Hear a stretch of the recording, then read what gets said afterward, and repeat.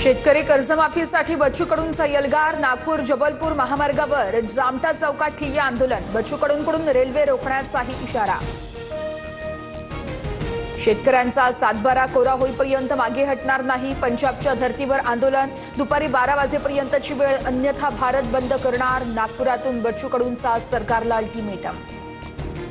बावनकुळे आणि शेतकरी नेत्यांमध्ये आज चर्चेची शक्यता। शेतकऱ्यांच्या मागण्यांसंदर्भात बावनकुळे चर्चा करणार असल्याची माहिती। बच्चू कडूंनी सांगितलं, आमदारांना कापा, मी सांगतो मंत्र्यांना कापा। कितीही संकट आलं तरी आत्महत्या करायची नाही। बच्चू कडूंच्या ट्रॅक्टर मोर्चात शेतकरी नेते रविकांत तुपकर यांचं विधान।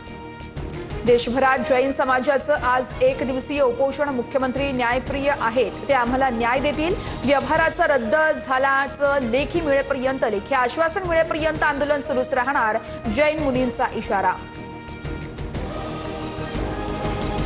एकनाथ शिंदे वरिष्ठ पातळीवरती वाद मिटवणार। पुण्यातील भाजप शिवसेना वादावर शिंदे चर्चा करणार। रवींद्र धंगेकरांची माहिती।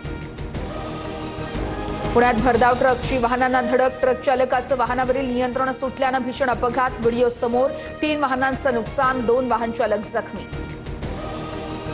पावसामुळे चिपळूण तालुक्यामध्ये भात शेतीचं मोठं नुकसान। पावसामुळे कापलेलं पीक हे पूर्णपणे भिजलं।